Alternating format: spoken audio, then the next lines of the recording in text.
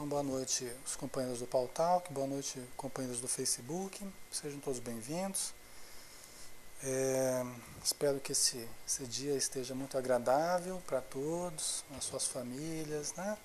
Seu momento de lazer, de espiritualidade, né? De comunhão maior aí com Jesus, tão importante neste dia, que é tão significativo, né? Para todos nós. Então, nós vamos iniciar o estudo desta noite, dando sequência ao capítulo 9, que tem como título Mediunidade. Tá? Então nós estávamos falando, Calderaro estava falando a respeito da excessiva...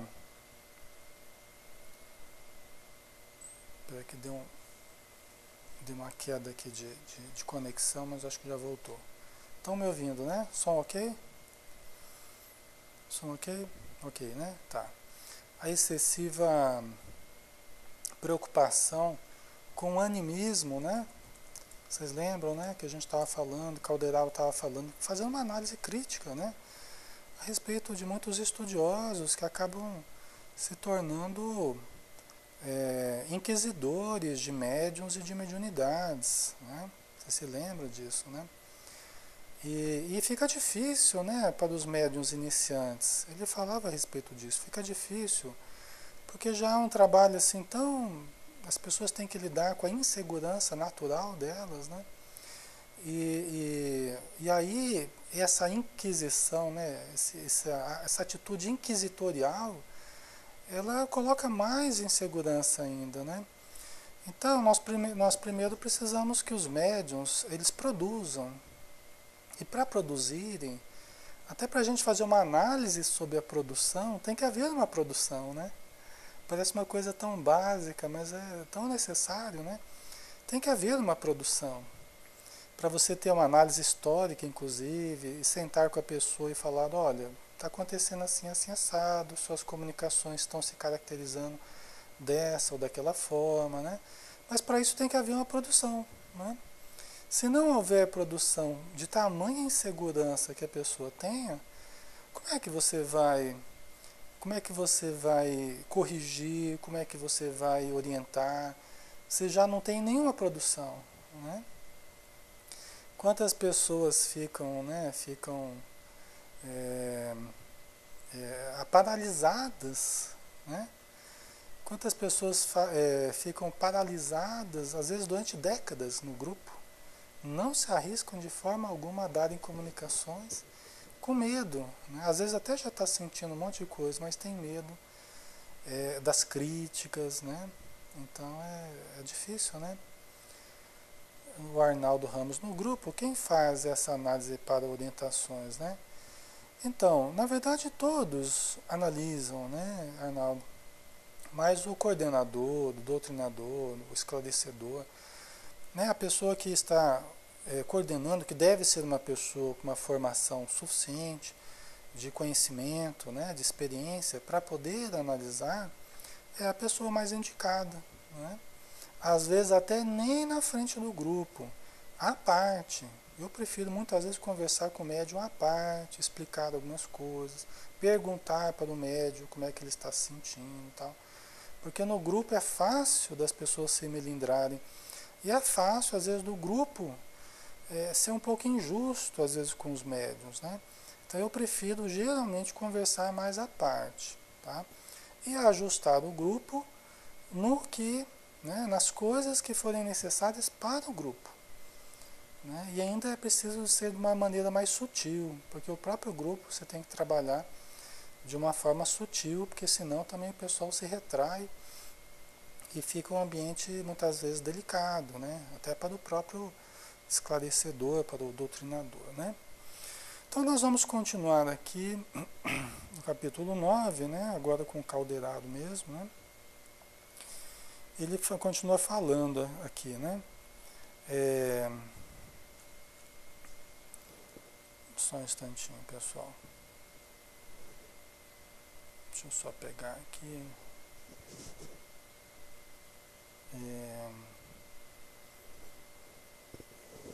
Tá. Ele fala assim, daí, André, nossa legítima preocupação em face da tese animista, que pretende enfeixar, né, toda a responsabilidade do trabalho espiritual numa cabeça única, isto é, a do instrumento mediúnico. Precisamos de apelos mais altos que animem os cooperadores incipientes, proporcionando-lhes mais vastos recursos de conhecimento na estrada por eles mesmos perlustrada, a fim de que a espiritualidade santificante penetre os fenômenos e estudos atinentes ao espírito. Né? Então, quando nós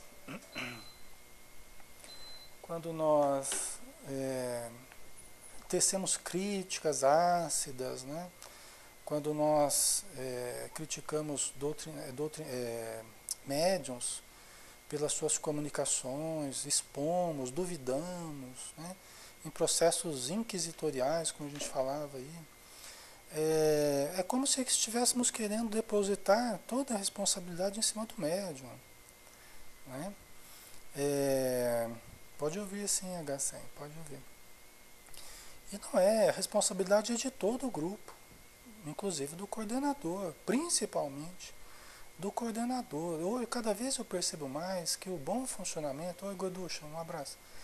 Cada vez eu percebo mais que o bom funcionamento do grupo depende muito do coordenador, do esclarecedor, do doutrinador. Depende muito dessa pessoa. Tá? Porque ele é a pessoa que vai pôr o grupo para funcionar. A gente tem visto grupos que passam por muitas dificuldades pela dificuldade maior do médium do doutrinador, do médium esclarecedor, né, que é o doutrinador. Por muitas vezes despreparo daquele que coordena. Né? Então ele não vai saber muitas vezes ajudar os médiuns iniciantes, não vai saber conduzir situações mais críticas dentro do grupo, mais delicadas. Né? Então isso gera insegurança nas pessoas e aumenta as dificuldades no trato com a mediunidade. Né? Então, se tem alguém que é mais responsável aí, é o doutrinador. Agora, é lógico, não dá para colocar só em cima do doutrinador também, né? É todo o grupo, tá? Não é apenas o médium.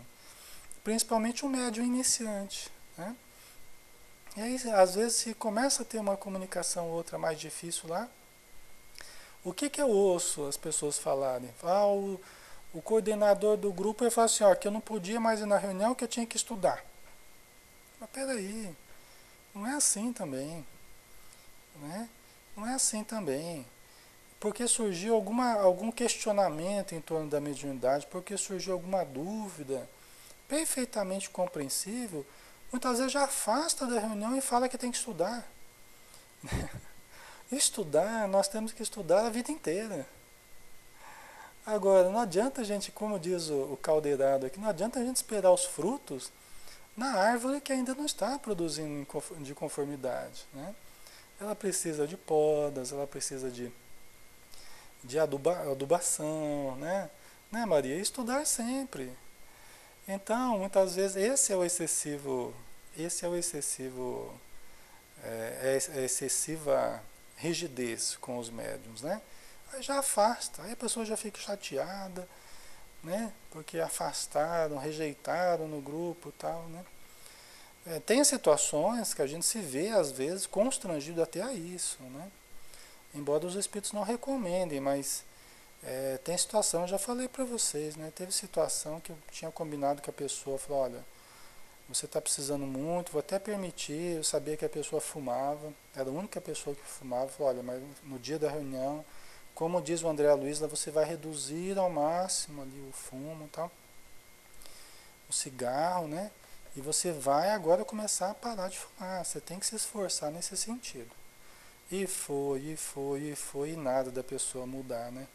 Aí chega um dia eu falei assim, olha, tá difícil, essa reunião foi muito complicada. Essa reunião você estava cheirando cigarro, estava uma coisa. E a gente fica num ambiente fechado, né? Um ambiente fechado, todo mundo tentando se concentrar e a pessoa cheirando cigarro lá. Ah, pelo amor de Deus, né? Não dá também, né?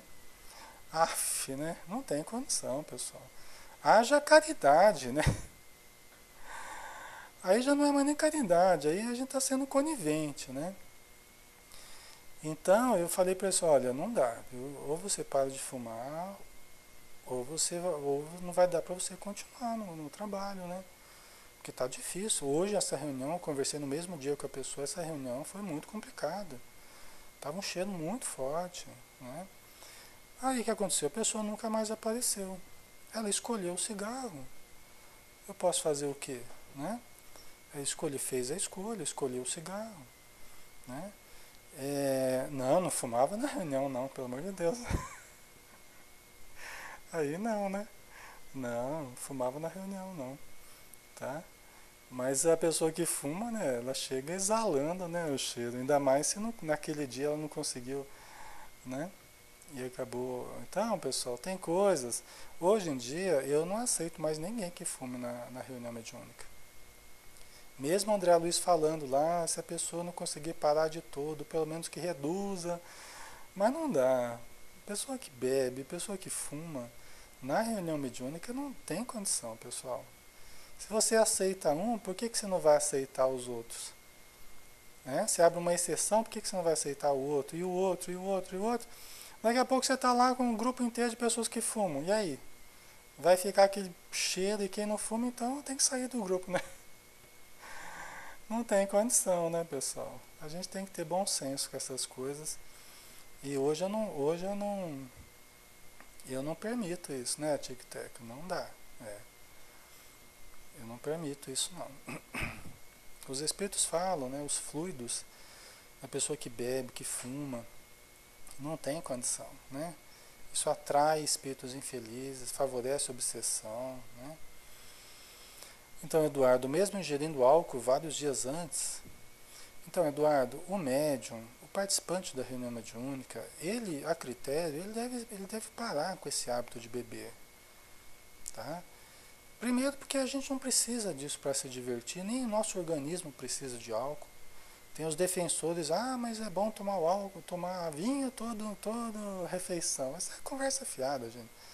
Isso é para quem está querendo estimular ao álcool, né? De uma forma direta ou indireta, né? O Arnaldo, sendo assim, não pode ocorrer uma exclusão em outros setores da casa do fumante? A reunião mediúnica é uma reunião muito delicada, viu, Arnaldo? Eu não sei o teu nível de esclarecimento, eu não sei o teu nível de participação da casa espírita, então eu não conheço você, nunca conversei com você, então eu não sei do seu entendimento, tá? Nós não vamos entrar em pormenores, até porque isso não é o objetivo aqui, tá? Mas a reunião mediúnica é uma reunião muito delicada, tá? Uma reunião muito delicada.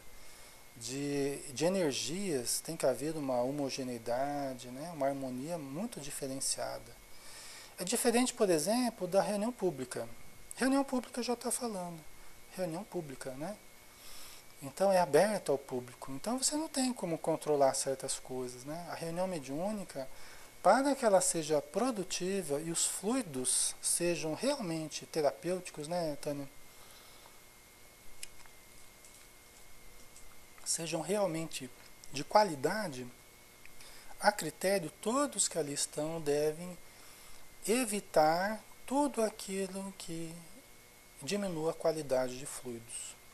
Porque, na verdade, pessoal, o grande fator terapêutico da reunião mediúnica é a energia, viu? É a energia. É mais do que as palavras até que a gente emite, mais terapêutico é a energia, é o choque anímico que os espíritos necessitados recebem, tá? Eles vêm dilacerados, eles vêm desenergizados, eles vêm, né, perispiritualmente muito complicados, né?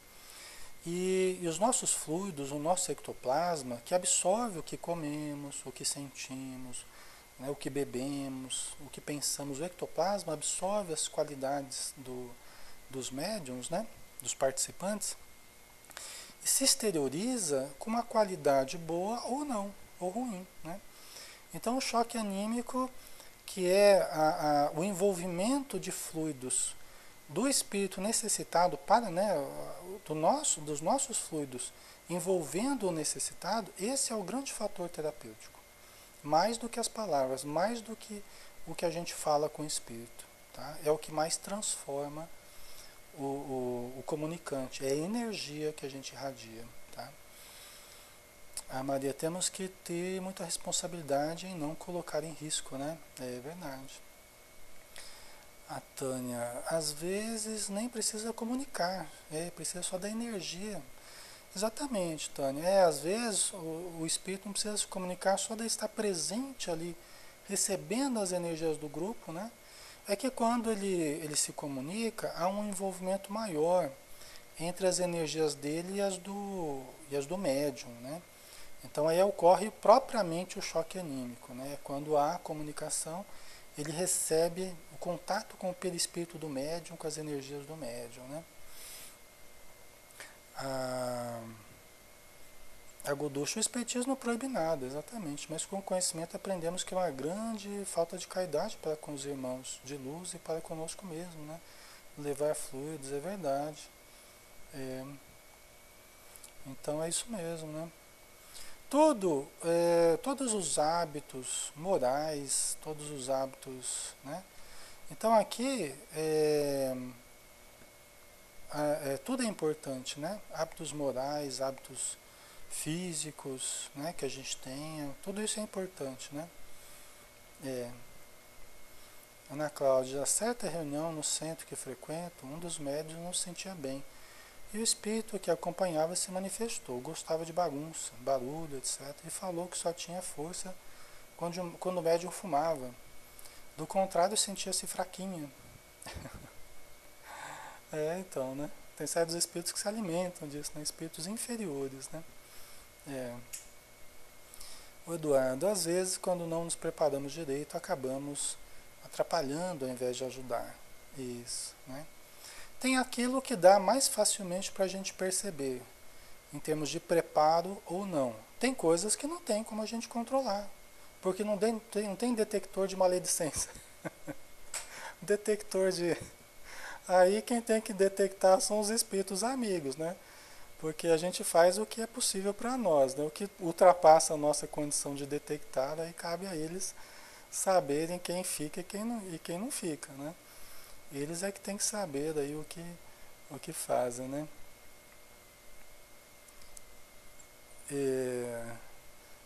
O HCN está falando, olha, onde é que fica o Centro Maria de Nazaré? Em Rolândia, Paraná, perto de Londrina, tá? Norte do Paraná. A priori, a critério, né, todas as reuniões na Casa Espírita devem ser de cura espiritual, porque tratam o espírito, né? Na sua modalidade, nos seus hábitos, seus conceitos, né? Agora, o trabalho de cura física, né, do corpo físico, nós não temos um trabalho específico a não ser os trabalhos de passe nas reuniões públicas, que atingem também, mesmo as reuniões mediúnicas, que favorecem muito também a melhora física, não somente do grupo, mas das pessoas que são beneficiadas, tá? Então, é mais ou menos assim, tá? Mas vamos lá, né? Vamos continuar aqui, senão a gente não anda hoje, né? Fez pequeno intervalo que não ousei interromper, fascinado pela elevação dos conceitos ouvidos, e continuou. Vamos à tua sugestão. Os reflexos condicionados enquadram-se efetivamente no assunto dos médiuns, né? Até que ponto os médiuns, por reflexo condicionado, acabam dando comunicação deles mesmos, vamos dizer assim, né? E não realmente do espírito. O André Luiz fez um questionamento aqui, né? Então o Caldeirado está explicando. Então vamos lá nos reflexos condicionados, que realmente se enquadram no assunto. No entanto, cumpre-nos investigar domínio de mais graves apreciações. Os animais de Pavlov, os reflexos, né, condicionados que o Pavlov descobriu, né, demonstravam capacidade mnemônica, ou seja, capacidade da memória. de lembrarem da sineta associada à carne. Aí eles começavam a salivar, daqui a pouco não tinha mais nem carne, só de tocar a sineta eles já salivavam. Tá? Então isso demonstrava a memória deles, associada a fatos, né, por associações mentais espontâneas. Tá? Então o Caldeirado está dizendo aqui, né, eles tinham uma memória. Né? Isto quer dizer que mobilizavam matéria sutil, independente do corpo denso, que jogavam com forças mentais em seu aparelhamento de impulsos primitivos. Você vê que os próprios animais, é interessante o Caldeirado falando, né? Que os animais também lidavam com matéria sutil. Como assim com matéria sutil? Né? Lidavam com o pensamento, que é energia. Pensamento é energia, só que uma energia sutil. A gente sabe que os animais, eles não têm um pensamento contínuo, eles têm um pensamento fragmentário. Né? Nós temos a capacidade do pensamento contínuo, então nós conseguimos criar uma lógica, todo um raciocínio, né? E vocês conseguem acompanhar o raciocínio porque vocês têm um pensamento contínuo, né? Mas os animais, eles já tinham essa capacidade de mobilizar a matéria sutil, independente do corpo denso. Tá? Existe algo espiritual no animal também, né? Logicamente, é uma criatura, né? É uma criatura, é um espírito, é um ser em evolução também, né? Então vamos lá. Se as consciências fragmentárias, né, do experimento eram capazes de usar essa energia provocando a repetição de determinados fenômenos no cosmos celular, que prodígios não realizará a mente de um homem, cedendo não a meros reflexos condicionados, mas a emissões de outra mente, em sintonia com a dele. Então o Caldeirado está usando um raciocínio sutil aqui, mas muito interessante. Né? Então, por comparação, está nos comparando com os animais e dizendo assim, ó, se eles têm essa capacidade, são espíritos em evolução, princípios espirituais, né? Em evolução, e eles já têm essa capacidade de mobilizar essa matéria mental, essa energia mental, esse pensamento, mesmo que fragmentário, o que não acontecerá com a mente de um homem. Né? Olha o que ele é capaz de fazer, o que o homem será capaz de fazer. Não apenas de ter meros reflexos condicionados, mas de captar a emissão de outra mente em sintonia com a dele. Vocês entenderam? Né? Então, realmente, nós temos muitos potenciais, alguns nós estamos descobrindo, e outros tantos, acredito que nós nem sabemos ainda, nem conhecemos. Para nós estão no inconcebível ainda. Né? Alguns que nós já estamos vendo aí, através dos fenômenos mediúnicos, parapsicológicos, né? Têm sido estudados pelo Joseph Banks Heine, né? O criador da parapsicologia, Allan Kardec, que estudou os fenômenos mediúnicos, junto com uma pleiade de cientistas e estudiosos que têm adentrado esse terreno. Né? Então nós estamos descobrindo os potenciais superiores. Né? Pessoal, às vezes as pessoas acham graça quando eu falo isso, né? Acham que a gente é ingênuo, que a gente é tolo. Não tenho vergonha de falar isso para vocês.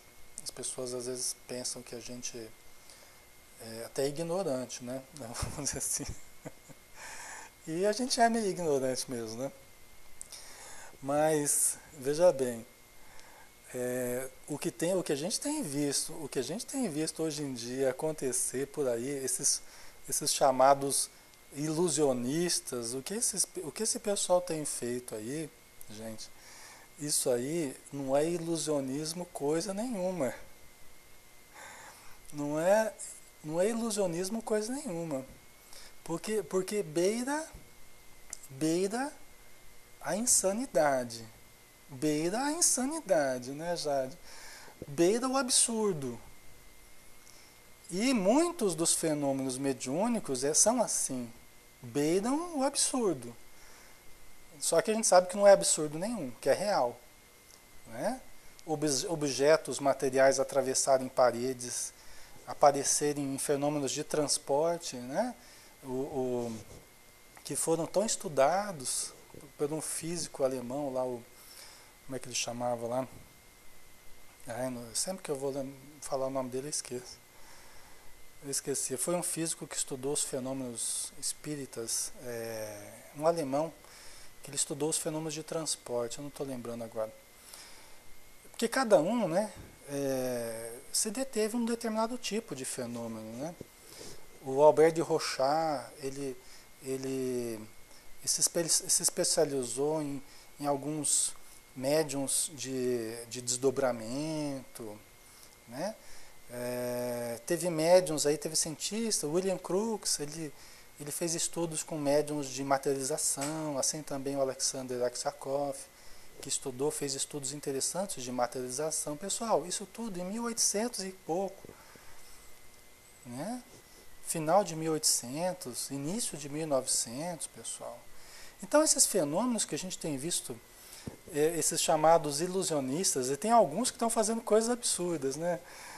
E, gente, isso aí não é ilusionismo coisa nenhuma. Isso não é ilusionismo, isso é real. Porque são fenômenos que a gente sabe que existem e que são muito mais facilmente explicados quando entendidos sob a ótica do espírito, do perispírito, dos fluidos. São muito mais fáceis. É lógico que as pessoas não vão explicar isso materialmente. Então eles deixam essa aura de ilusionismo. O cara não é bobo também, né? Porque se ele fala que ele é médium, que ele é paranormal, daqui a pouco vão estar abrindo uma igreja em torno dele lá, pedindo para ele curar, pedindo para ele fazer um monte de coisa. Então o cara fala assim, olha, eu sou mágico, eu sou ilusionista, ponto final. Eu cobro por aquilo que eu faço, né, e não tem problema. Eu não sou médium, não sou... Não é muito mais fácil, né, pessoal? Mas eu acho assim, está surgindo aí um novo paradigma de ser humano. Essas pessoas que estão surgindo, elas estão mostrando para a gente, está lá no banner, Pepe, os potenciais futuros da criatura. Gente, olha o que será possível fazer daqui algumas décadas, daqui alguns séculos. Eu vejo assim, essas pessoas estão dando uma nova possibilidade para o ser humano, pessoal. Isso que a gente tem visto acontecer é extremamente importante, porque são potenciais do ser humano. Coisas incríveis, pessoal. Outro dia o cara, ele chegou num rapaz ali, só como exemplo, ele chegou num rapaz ali, o rapaz estava na rua, um grupinho de pessoas, e parou uma pessoa ali e pegou o rapaz estava com uma camisa da Lacoste, né? Então tinha aquele jacarezinho na camisa, ele colocou a mão ali, passou a mão no jacarezinho e começou a puxar e saiu um jacaré da camisa do outro lá. Saiu a marca do jacarezinho né? Você viu, Jade? Né? Saiu. Então, gente, coisa assim que é fenômeno de transporte, na verdade, né? A gente sabe que isso é um fenômeno de transporte. Ou então ele chegar num pôster de uma lanchonete, tava lá as imagens do sanduíche, né? O sanduíche que a lanchonete faz, então tá lá todos os sanduíches possíveis lá. Ele foi lá no meio da multidão, colocou a mão num determinado sanduíche e começou a sair o sanduíche. E o interessante é que a imagem saiu do banner lá. Aí o cara pega o sanduíche de verdade e morde o sanduíche. Aí ele pega o sanduíche e coloca de novo na imagem. E aparece a imagem mordida. Pelo amor de Deus. Não é? Mas Tânia, a reação de muita gente, porque é tão espontâneo, porque isso tudo é feito com uma espontaneidade. Sabe o que está aparecendo, pessoal? Sabe o que está aparecendo? A gente hoje, a gente se pergunta assim, como é que aconteceu isso na época de Allan Kardec, que as pessoas falavam lá que acontecia as mesas girantes e nos salões lá, e as mesas começavam a bater e se mover e tal. E as pessoas tratavam como se fosse uma brincadeira, e a gente pensa assim, meu Deus do céu, mas como é que ia tratar isso como se fosse brincadeira? Como é que as pessoas não percebiam que isso era uma coisa mais séria? Não foi assim que o Espiritismo surgiu? Aí algumas pessoas começaram a dar importância para isso. Sabe o que nós estamos parecendo? Nós estamos parecendo aquelas pessoas. Você fala isso numa mesa, conversando com amigos e tal, vocês viram lá o ilusionista? Ah, aquilo ali é mentira, aquilo ali é criação, aquilo ali é... Gente, são coisas absurdas, são coisas, né, Eduardo? Você já viu? Tem um japonês, tem umas 3 ou 4 pessoas aí que estão fazendo coisas muito interessantes mesmo. Levitar, tem um monte de coisa que o pessoal está fazendo aí, tá? Então, eu acho assim, eu acho que isso é muito questionável, né? São coisas ainda que geram muitas dúvidas na gente e tal. Mas eu acredito piamente nesses fenômenos, tá? E acho que nós estamos diante de possibilidades futuras muito interessantes mesmo, tá? Em que dinheiro vai ficar em segundo plano, alimentação vai ficar em segundo plano, tudo o que hoje é tão importante para a gente vai ficar tudo em segundo plano para a gente. Porque na verdade a nossa necessidade disso tudo vai estar em segundo plano, diante de preocupações morais, né? Preocupações espirituais e potenciais que nós teremos, isso sim vai ficar em primeiro lugar, né? Hoje a gente corre muito em função de sobrevivência, né? de coisas assim muito urgentes, mas com o tempo isso tudo vai ficar, né? Vai ficar para trás. O mais importante vai ser esse potencial superior e a preocupação espiritual, né? Então, hoje talvez tenha muita gente que use isso de uma forma negativa até. Provavelmente deve ter pessoas que estão usando esses potenciais de forma negativa. Agora, eles existem e cada vez mais as pessoas terão esse potencial e nós teremos que aprender a usar isso tudo, né? Porque fazem parte da realidade divina que nós temos, né? Abundante, né? Realmente extraordinária, faz parte do potencial divino que todos nós temos dentro de nós, né? Precisamos desenvolver e aprender a utilizar, tá? Então vamos lá, vamos continuar aqui. Então aqui estava falando, né, das possibilidades do ser humano de captar as emissões de outra mente em sintonia com a nossa, né? Dentro de tais princípios, é imperioso que o intermediário cresça em valor próprio. Olha só. Dentro de tais princípios, é imperioso que o intermediário, o médium, cresça em valor próprio.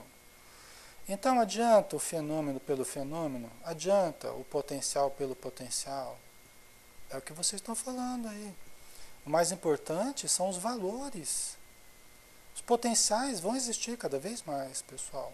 Tá? Nós temos esse potencial divino. Agora, adianta a mediunidade pela mediunidade? Adianta o telefone pelo telefone, a internet pela internet? O mais importante de tudo são os conteúdos que são veiculados.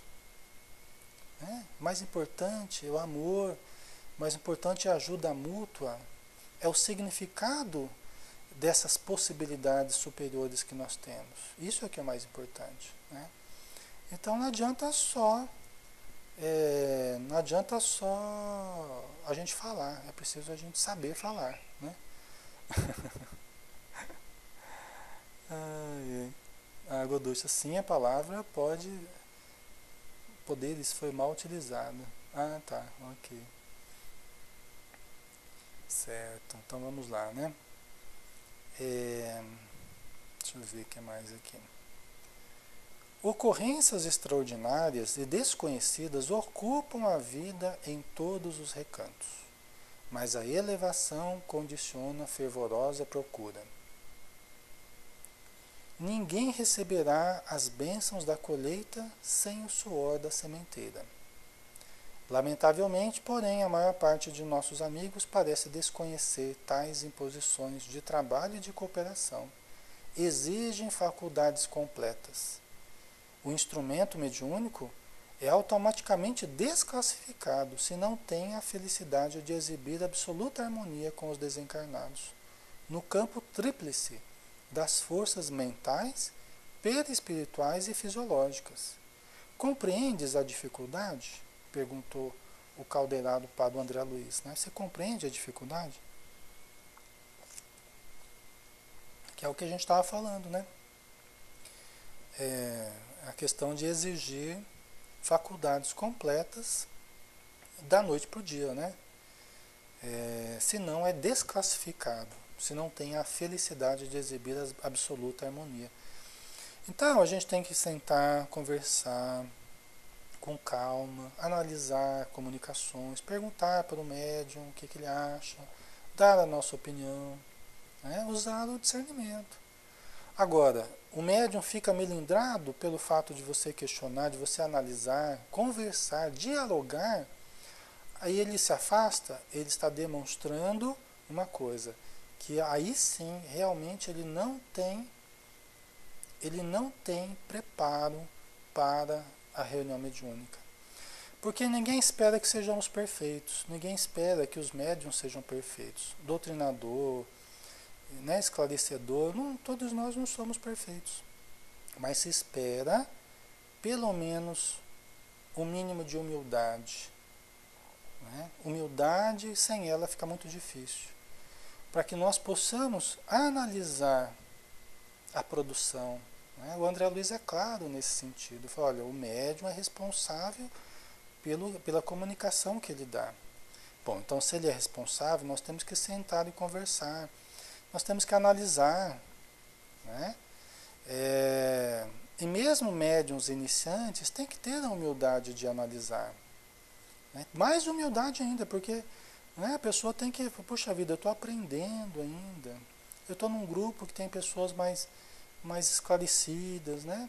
Com mais experiência. Então, como diz Emmanuel, existe uma ciência de começar. Em qualquer grupo existe uma ciência de começar. Se nós entramos num grupo, o primeiro dia que nós estamos, é preciso uma atitude prudente, né? Vamos conhecer primeiro as pessoas, ao invés de nos expormos demais, de exigirmos demais dos outros, de polemizarmos demais. Existe uma ciência de começar, em qualquer grupo. Né? O respeito à instituição, o respeito ao grupo, às pessoas. A gente não sabe há quanto tempo as pessoas estão lá, trabalhando, quantos testemunhos já tiveram que dar. Não é? Então existe uma ciência de começar, até para que a gente seja melhor visto, né? Para que a gente crie uma imagem melhor, porque senão as pessoas já criam uma imagem negativa da gente. Puxa vida, a pessoa está acabando de chegar, já está criando polêmica, criando problema, já achou ruim que o doutrinador foi conversar com ela e tal. Não é? O que vocês diriam de um funcionário que acabou de chegar e já está querendo dar ordem para o patrão, né? Já está querendo... O que vocês diriam dessa situação, né? Seria desconcertante, né, Tânia? Já é um forte candidato, né? A criar uma dificuldade. Já não passa nem da experiência, né, Tânia? Já não passa nem da experiência. Tem pessoas que por imprevidência, por invigilância e por terem um desejo muito forte, uma questão de ego muito forte, uma vontade de dominar situações, de aparecer, né? Gostam de uma polêmica, né? E se colocam sempre no eixo central de polêmicas, né? Onde estiverem, né? Carência, né, Eduardo? Então não é fácil, né? Lidar com pessoas assim não é fácil. E geralmente elas se melindram muito facilmente, né? Não é fácil, não. Por isso que eu valorizo muito, muito, muito as pessoas que vão ficando ao longo dos anos, que a gente senta, conversa, a pessoa absorve aquilo, tem boa vontade, demonstra interesse em melhorar.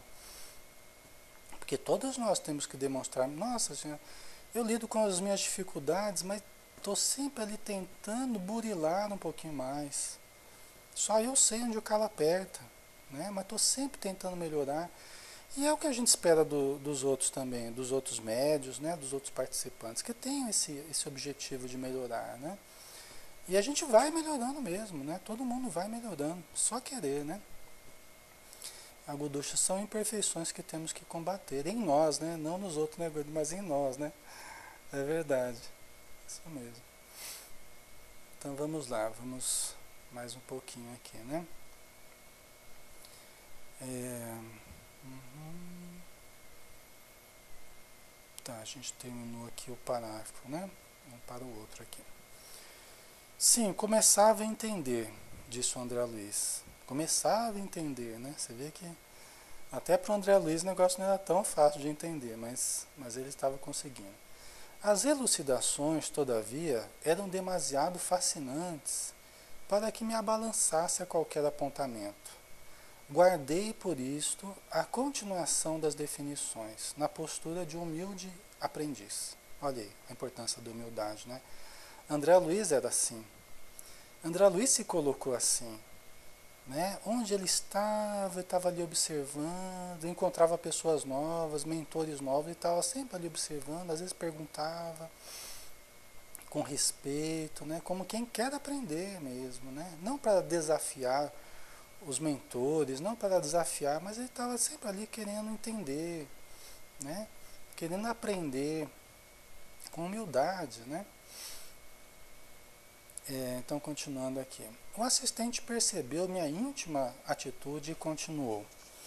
Buscando o símbolo mais singelo, figuremos o médium como sendo uma ponte que liga duas esferas, entre as quais se estabeleceu a aparente solução de continuidade. Então, o médium é como se fosse uma ponte ligando duas esferas, duas regiões, vamos dizer assim, né? Entre as quais se estabeleceu aparente descontinuidade, solução de continuidade, descontinuidade, né? Em virtude da diferenciação da matéria no campo vibratório. Tá? Então você tem aí a região espiritual e material, né, aparentemente aí distanciada pela questão vibratória. Né? Nós não vemos os espíritos, nós não conseguimos conversar com eles aparentemente, né? Na verdade, a gente sabe que isso é aparente, tá? E principalmente os médiuns têm essa condição, né? Mas todos nós somos médiuns, né? Essa é a questão. Para ser um instrumento relativamente exato, é imprescindível haver aprendido a ceder. Olha só. Para ser instrumento relativamente exato, relativamente. Então essa exatidão não é uma exatidão exata, é uma exatidão ainda relativa, tá? É uma exatidão não muito exata, né? Relativamente exato. É-lhe imprescindível haver aprendido a ceder. Quer dizer, o médium, para ele trabalhar, para conseguir efetivamente ajudar, produzir, ele precisa aprender a ceder. Ceder do quê? Ceder da sua própria personalidade. Por quê? Eu até falo com o pessoal no início da reunião mediúnica, né? Quando a gente está começando a parte prática, eu falo assim, agora pessoal, depois da gente fazer a prece preparatória e tal, agora nós vamos recolher os raios da nossa própria personalidade, vamos recolher o nosso próprio eu, para que a nossa tela mental esvaziada, vamos dizer assim, permita que nós percebamos o outro. Olha a importância da meditação, né? O treinamento todos os dias de meditar, que é esse trabalho de nós contermos, de nós retrairmos os nossos próprios raios mentais, de silenciarmos a mente. Por quê? Porque fica mais fácil a gente perceber o que é nosso e o que não é nosso. Porque no dia a dia a gente só atua, a gente fica atuando, e pensando, e resolvendo, analisando, tá aí conversando, muito para fora, né? Então a gente fica atuando muito, a gente não para muito para se perceber. E na reunião mediúnica precisa o contrário, precisa uma atitude mais introvertida, uma atitude mais interiorizada, de autopercepção, de autoobservação, Mas como é que eu vou fazer isso se eu não treino isso? Esse é um dos maiores, esse é um dos maiores problemas dos médiuns iniciantes, e não apenas os iniciantes. Médiuns antigos ainda tem esse problema, e às vezes encontra dificuldade na mediunidade pela dificuldade e falta de treinamento em auto-observar-se. Falta de treinamento em auto-perceber os seus pensamentos. Né? Porque só a meditação, né, você começando a fechar os olhos, observar o campo mental, aí você percebe os pensamentos que caracterizam normalmente o seu dia a dia, então você vai se conhecendo. Quando vem um pensamento estranho, na reunião mediúnica, por exemplo, vem um pensamento exterior a você, opa, peraí, esse pensamento aqui é diferente. Eu estou acostumado com o meu modo de pensar, porque eu me percebo todos os dias. Né? Eu tenho uma relação clara comigo mesmo, eu me conheço, isso aqui não é meu não, isso aqui está diferente. Entendeu? Inclusive eu estava aqui quietinho, procurando silêncio mental, de repente começou a vir irritação, raiva, medo, tal, né? Vocês percebem, pessoal, a importância disso? Né? Então, isso tudo faz parte de um treinamento. Isso tudo, ninguém espera que os médiuns iniciantes eles já comecem sabendo isso tudo. Você tem que ir orientando, você tem que ir explicando, né? Os estudos são importantes, tá? A vivência prática na reunião mediúnica é muito importante. Eu prefiro até uma abordagem teórico-prática hoje, como eu já falei com vocês, né? Eu prefiro até uma abordagem teórico-prática. Eu não gosto muito de teoria, para depois de alguns anos ter prática. Eu prefiro trabalhando com as duas coisas mais juntas, né? Logicamente com as pessoas que é possível fazer isso. Tem pessoas que ainda não têm a condição, inclusive, de ter essa prática aí por falta de condição em vários aspectos. Questão dos vícios aí que a gente estava falando, né? Às vezes a pessoa muito difícil de grupo ainda não tem condição, ela desestruturaria o grupo, né? Ou mesmo uma questão de descontrole absoluto, de falta de condição absoluta, né? Tem gente, por exemplo, que tem pânico. Como é que você vai colocar uma pessoa dentro da reunião mediúnica, luz apagada, né? E a pessoa tem medo de lugar fechado, não tem jeito, né? Então tem casos que não é indicado a pessoa participar, né? Mas tem muitos outros que é indicado, né? A Catiúcia está dizendo aqui, eu falei isso para minha mãe essa semana, estamos sempre muito ocupados e quando temos um tempo livre precisamos estar no celular, televisão, lendo, enfim. Ocorre um desconforto em estar consigo, né? Esse é o homem, a pessoa ocidental, né, Catiúcia, ela cai muito nessa armadilha do exterior, né? Do fora de si, né? E o oriental, ele sempre cultivou, historicamente, né? Ele sempre cultivou mais a vida interior, né? Então nós estamos aprendendo, hoje em dia nós estamos juntando muito o Oriente com o Ocidente, né? Estamos absorvendo essa cultura um pouco diferente aí, né? O que você falou é verdade, tá? Muito bem. Então vamos continuar aqui.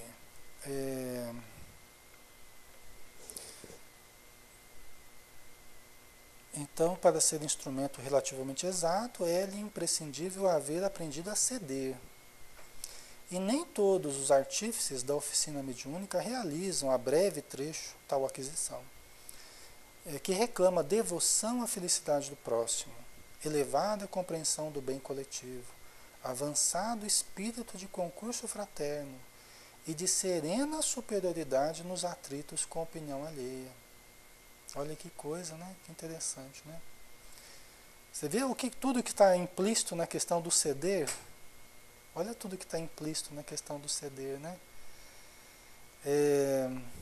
A gente não conquista de uma hora para outra, né? Mas tal aquisição reclama devoção à felicidade do próximo. Como assim devoção à felicidade do próximo? Pessoal, você está sentindo um mal-estar. você está até percebendo na reunião mediúnica um pensamento diferente já. Você já está alertado que você começa a sentir uma coisa ruim, um sintoma, um pensamento diferente. Você já está a caminho para dar uma comunicação. Você já está a bom 80% andado já para dar uma comunicação. Tá? E é assim, de fato. Tá? Só que aí é uma pessoa que ela ainda fica com pensamentos assim, ai, mas será que sou eu mesmo? Será que não sou, será que não sou eu mesmo? Será que é espírito mesmo? Mas se eu falar bravo que nem o espírito está falando, o que vão pensar de mim? Né? Vão achar que eu estou desequilibrado. Gente, aí que tem que entrar a devoção pela felicidade do outro. Na dúvida, ajudemos. Na dúvida, vamos dar a comunicação. Né? Vamos passar ridículo? Porque eu estou falando que nem um bêbado, porque o espírito está bêbado. Eu estou falando, né, de uma forma com raiva. Tem que haver uma entrega. Exatamente, Catiúcia. Tem que haver uma entrega. Nós temos que nos expor. Né? Tem pessoas que têm muito medo de se expor. Tem muito medo de se expor ao ridículo, se expor ao erro. Nós temos que dar a cara a bater. Lógico, com respeito, com amor, com devoção. Aí que nós temos que esquecer o nosso eu. Porque o meu eu quer ficar dominando, ainda quer ficar no controle da situação, quer ficar... Não, mas aí nós temos que ceder algo. Não, na dúvida. E se tem mesmo alguém aqui que está sofrendo, está precisando de ajuda, né? É melhor eu ajudar, eu deixar um pouquinho meu eu de lado. Por quê? Porque eu tenho que falar na primeira pessoa como o Espírito está falando. Então começa assim, o médium começa a falar assim, olha, eu estou ouvindo o Espírito falar, ele tá falando assim, assim, assado. Pessoal, enquanto ele está falando assim, assim, assado, é na terceira pessoa ainda, né? Então existe ele e existe eu, o médium. Aí eu falo para o médium assim, olha, isso que você está ouvindo, comece a falar agora na primeira pessoa. Porque você já está caminho andado aí para dar a comunicação. Só está faltando aquele passinho que está faltando. É a tua atitude, é a tua entrega. Né? Você tem que se expor, principalmente, pessoal, porque a maioria de nós somos médiuns conscientes. Não vai acontecer aquilo que vai vir um espírito e vai nos tomar e nós vamos começar a falar, né? Não vai acontecer, pessoal. A não ser que a gente esteja obsediado em processo de subjugação. Ou então, nós sejamos médiuns inconscientes. Mas isso, pessoal, é raridade. Pode acreditar, é raridade. Você pega dezenas de pessoas, dezenas de médiums, você pega um ou dois lá, médium inconsciente. É raridade. A grande maioria de nós somos médiuns conscientes. Por isso que eu gosto de falar isso, para que o pessoal aprenda, reflita, que vai exigir muito mais uma atitude ativa do médium, de se auto-perceber, de dar o primeiro passo, de se expor, tá? Então, vai ser preciso isso, tá? A Jade, mas dizem que a gente tem que controlar e passar a mensagem em voz baixa. Porque se a gente exteriorizar o que está sentindo, é falta de educação mediúnica. Então é difícil. Jade, eu compreendo perfeitamente o que você está falando. E você tem razão no que você está falando. Só que aí, veja bem, só para a gente terminar aqui, nós já estamos no horário, né? Existe um meio termo aí, tá? O médium é sim o filtro. Ele tem mesmo que filtrar. Às vezes o médium percebe uma expressão, um palavrão daqueles bem feio que o espírito quer falar. Você acha que o espírito infeliz ele vai querer falar coisa muito bonita? Ele vai chegar mesmo querendo rasgar o verbo. Só que você, médium educado, né, médium educada, você vai às vezes substituir uma palavra que ele queira falar, às vezes por uma outra. E você tem condição de fazer isso. Porque você está em ligação mental com o espírito, a não ser os médiuns descontrolados. O que o espírito fala, ele fala. Não tem filtro nenhum. Está com o filtro estragado. Né? Mas tirando essa situação, o médium ele vai filtrar.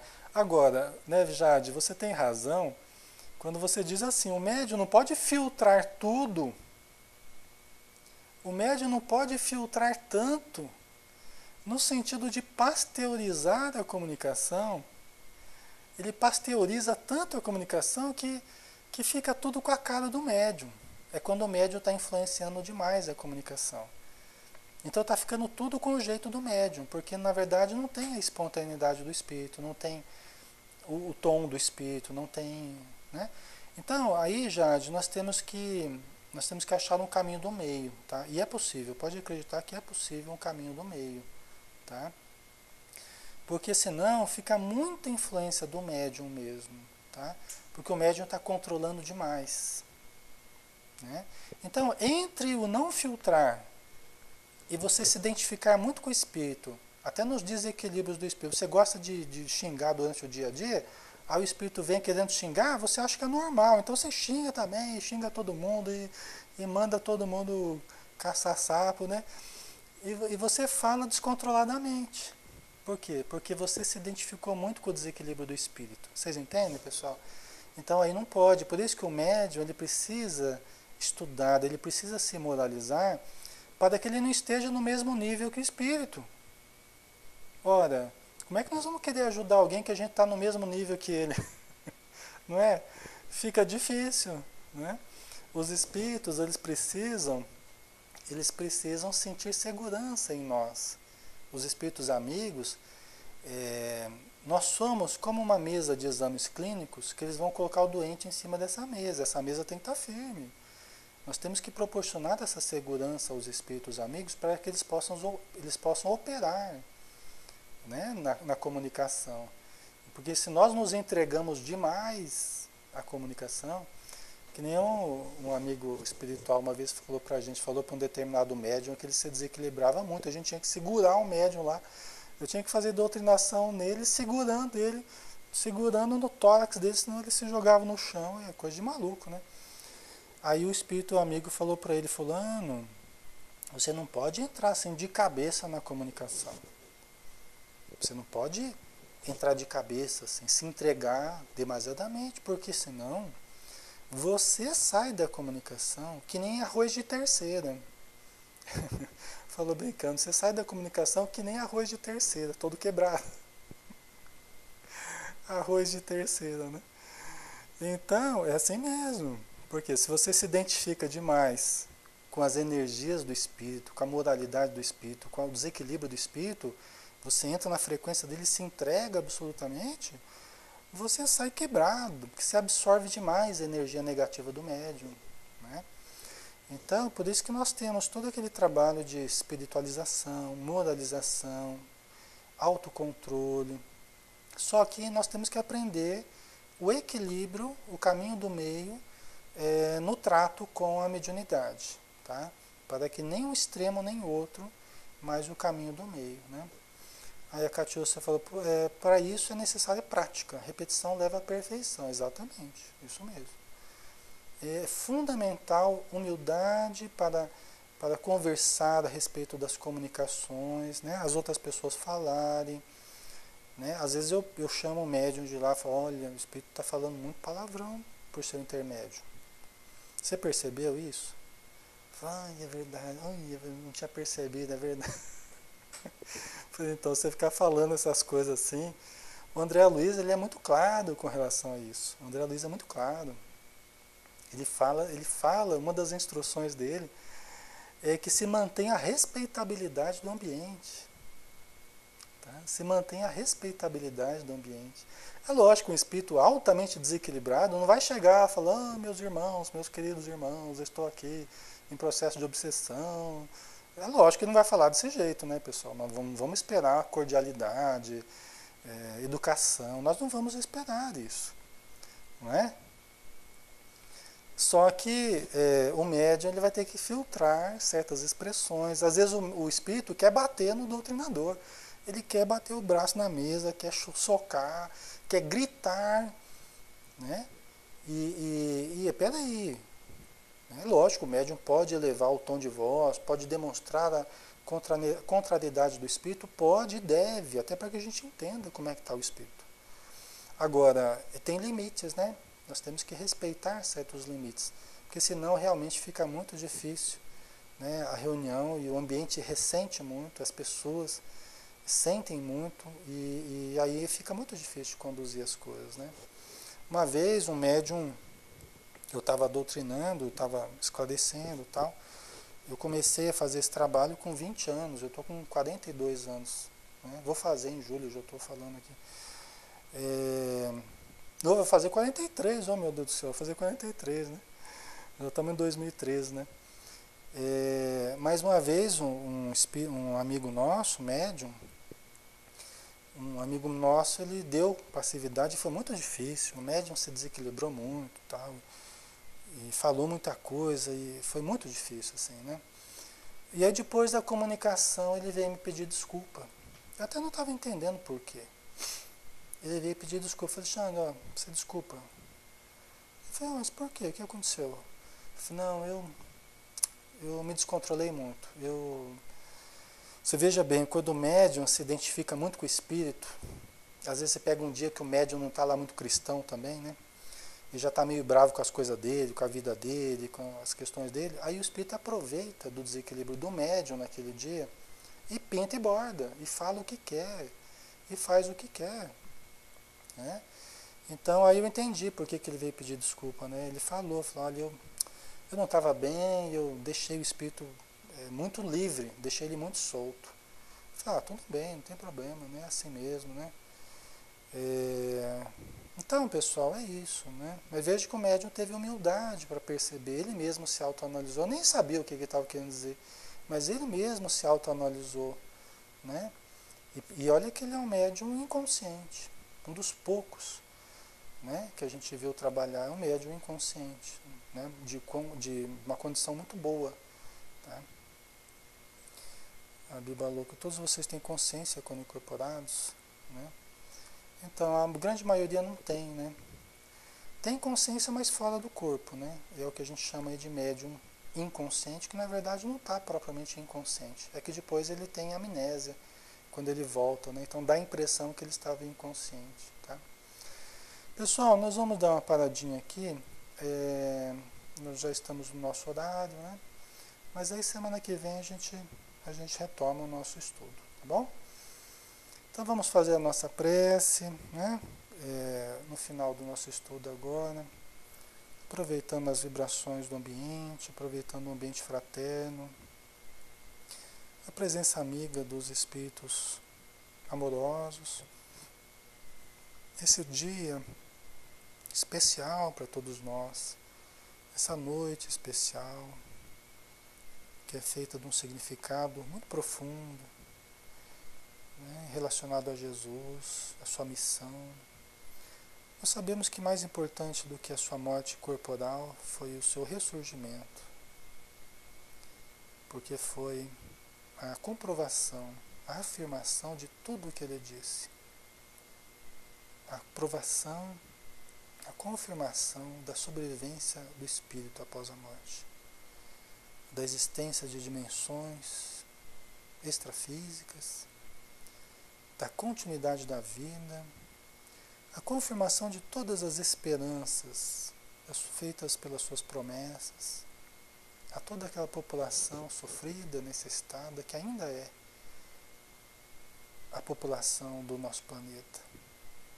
Assim somos todos nós ainda, muito necessitados.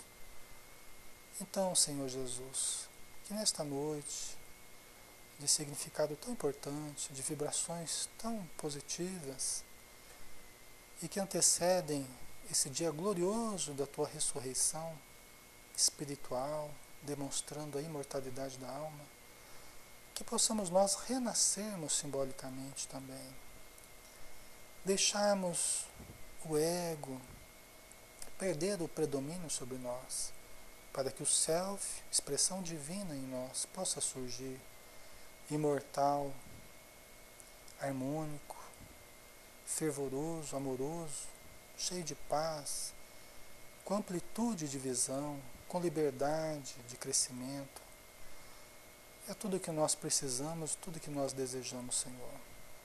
Então nós só temos a Te agradecer por esse momento de luz na nossa vida, que possa ficar gravado indelevelmente em nossas almas, em nossa memória profunda, para que lembremos, quiçá, mais para frente desses momentos tão importantes, tão positivos, tão benfazejos para todos nós.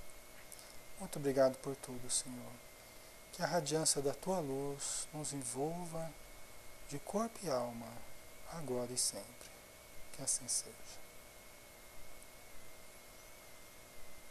Muito bem, pessoal. Obrigado, viu, pela presença de todos. A Tânia, Ana Cláudia, Renato, Alexandre, Jonas, Sueli, Eduardo, Maria, Arnaldo, Jade, Catiúcia, Márcia Mairink, Tiquiteco, Goducha, Zanoni, Sandra, Fátima, FP Jesus, Nice, Beatriz, José Furtado. Um abraço também aos nossos irmãos do Facebook, tá? Quem está ouvindo, muitas vezes a gente não sabe exatamente quem está ouvindo, mas sabemos que muitas pessoas têm acompanhado, né? Através dos áudios aí, do streaming, né? Que nós disponibilizamos. E também todos vocês que vierem ouvir depois e ver esse material, um grande abraço, tá? Fiquem com Deus, uma feliz Páscoa para todos e que todos possamos ter aí um sábado e um domingo pela frente muito iluminados, tá? Muita paz a todos.